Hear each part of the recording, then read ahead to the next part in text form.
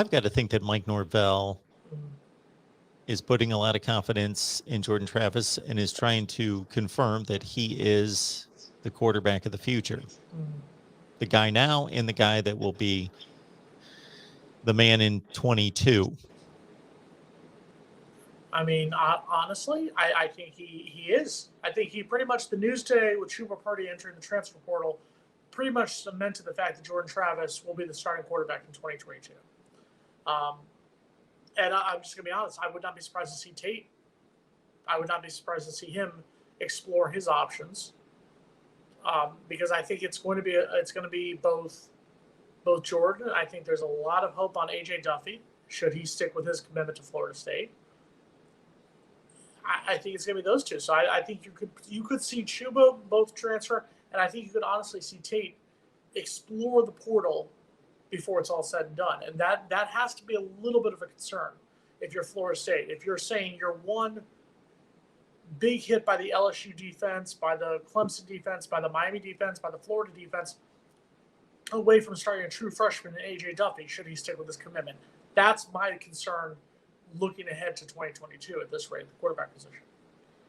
Well, if I'm a quarterback in the Florida State roster, if I'm Tate Rodemaker, AJ Duffy was obviously he's only going to be just starting at that point. I don't know if he's going to be an early enrollee to get spring practice in, but I got to be somewhat, not that Jordan Travis isn't doing a decent job, but unless I'm going to go to an FCS school or a lower group of 5 school where I know, hey, I got a serious shot at winning the job, and I'm most likely the most talented guy in the room, that I would just think that I would stick around because this is a thin quarterback room. It's basically what you're speaking to.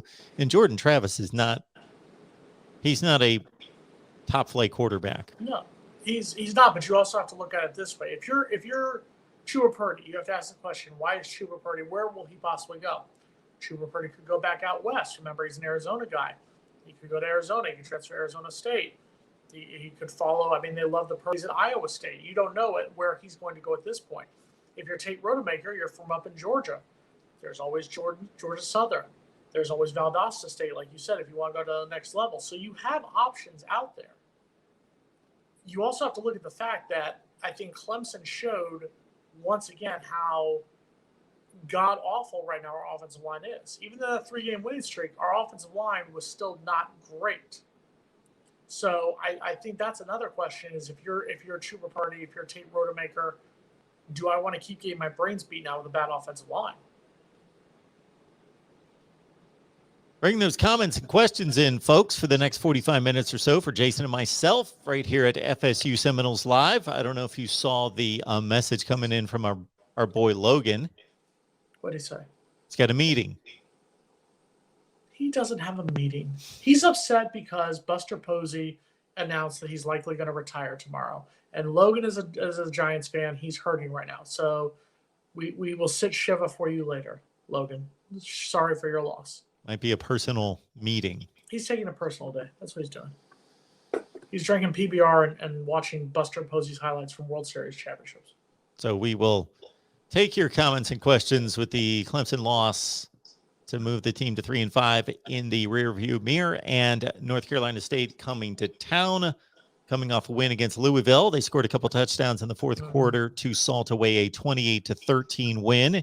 And as Jason alluded to, Devin Leary, one of the top quarterbacks in the ACC, 23 touchdowns. I read this, 21 touchdowns, 2 picks. Yeah.